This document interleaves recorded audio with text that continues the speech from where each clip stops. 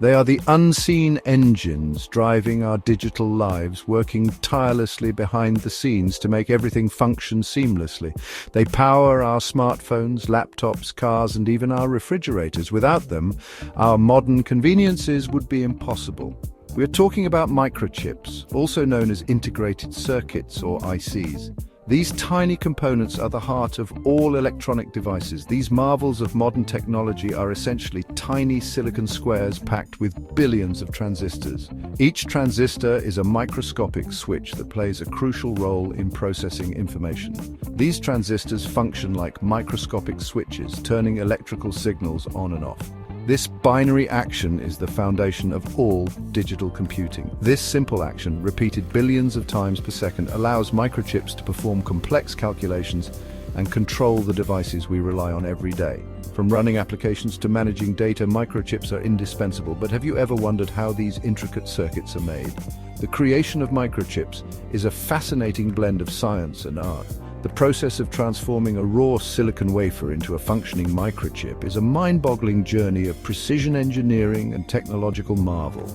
It starts with a simple piece of silicon and ends with a powerful microchip. It involves hundreds of precisely controlled steps and demands an incredibly clean environment. Even the tiniest speck of dust can ruin a microchip. In the following sections, we will delve into the fascinating world of semiconductor manufacturing, unraveling the mysteries behind this intricate process that shapes our modern world.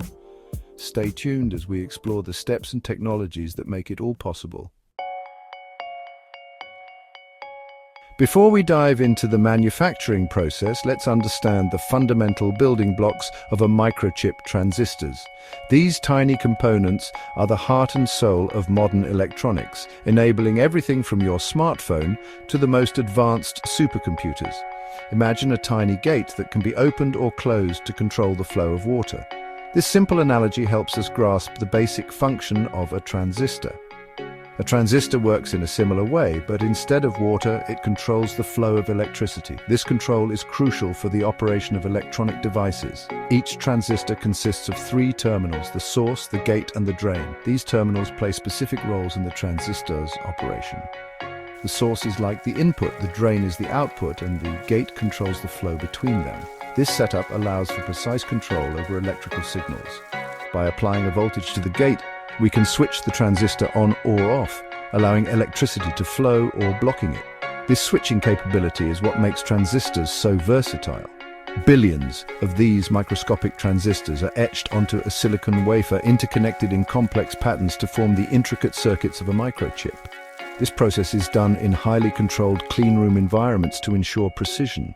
The more transistors a chip has, the more powerful it is, enabling faster processing speeds and greater functionality. This increase in transistor density is a key factor in the advancement of technology, driving innovation and performance.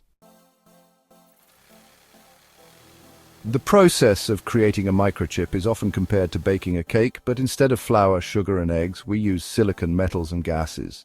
And instead of an oven, we use sophisticated machines in a meticulously clean environment. Just like a cake requires multiple layers, a microchip is built layer by layer on a silicon wafer. Each layer serves a specific purpose, whether it's forming the transistors, connecting them with metal wires, or insulating different components. The entire process takes place in a specialized facility called a fabrication plant, or fab, which is maintained at an incredibly high level of cleanliness to prevent even the tiniest dust particles from contaminating the chips. The first step in our microchip baking journey is deposition. This is a crucial phase where the foundation of the microchip is laid down. This is akin to pouring the batter for our cake. Just as the batter forms the base of the cake, the deposition layer forms the base of the microchip. In this stage, we deposit a thin layer of material, usually silicon dioxide, onto the silicon wafer. This material is carefully chosen for its insulating properties. This layer acts as an insulator, preventing electrical signals from interfering with each other. It ensures that the microchip functions efficiently without any signal crossover. Think of it as greasing the baking pan to prevent the cake from sticking. Similarly, the insulating layer prevents electrical components from short-circuiting. The silicon dioxide layer ensures that the transistors we build on top of it will function properly without any unwanted electrical leakage. This is vital for the reliability of the microchip. There are various deposition techniques used in semiconductor manufacturing, each with its own advantages and applications. These techniques are selected based on the specific requirements of the microchip design. Two commonly used methods are chemical vapor deposition, CVD, and physical vapor deposition, PVD. Each method has its unique process and benefits. In CVD, gases react chemically to form a thin film on the wafer, creating a uniform and high-quality layer. While in PVD, a target material is vaporized and deposited onto the wafer. This method is often used for creating very thin and precise layers. Now that we have our base layer, it's time to create the intricate patterns that will define the transistors and their connections. This is where lithography comes in, a process that can be compared to creating a stencil for our cake decoration. In lithography, we use ultraviolet light to transfer a pattern from a photomask onto the silicon wafer. The photomask is like a stencil that blocks UV light in specific areas, allowing it to pass through in others. The wafer is coated with a light-sensitive material called photoresist.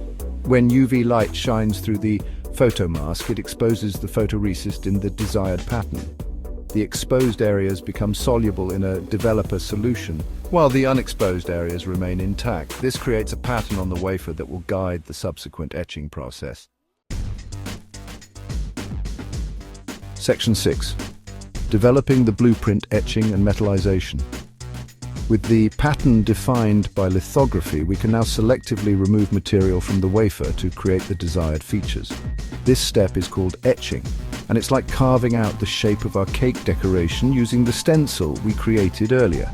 There are different etching techniques, but they all involve using chemicals or plasma to remove the exposed areas of the wafer. The etching process needs to be precisely controlled to ensure that the correct amount of material is removed without damaging the underlying layers. Once the etching is complete, we need to fill the etched trenches with a conductive material, usually copper, to create the interconnections between transistors. This process is called metallization, and it's like adding the icing to our cake, connecting different parts of the design. Section 7. Polishing, perfection, chemical, mechanical planarization. After several layers of deposition, lithography, etching and metallization, the surface of the wafer becomes uneven. To ensure that the next layer can be deposited uniformly, we need to polish the wafer to make it perfectly flat. This crucial step is called chemical mechanical planarization, or CMP. CMP involves using a combination of chemical and mechanical forces to remove a controlled amount of material from the wafer surface. Imagine using sandpaper to smooth out the icing on our cake, ensuring that the next layer can be applied evenly. CEMP is a critical step in microchip manufacturing, as any unevenness in the wafer surface can lead to defects in subsequent layers, ultimately affecting the chip's performance. Section 8. Layer by layer. Constructing the chip.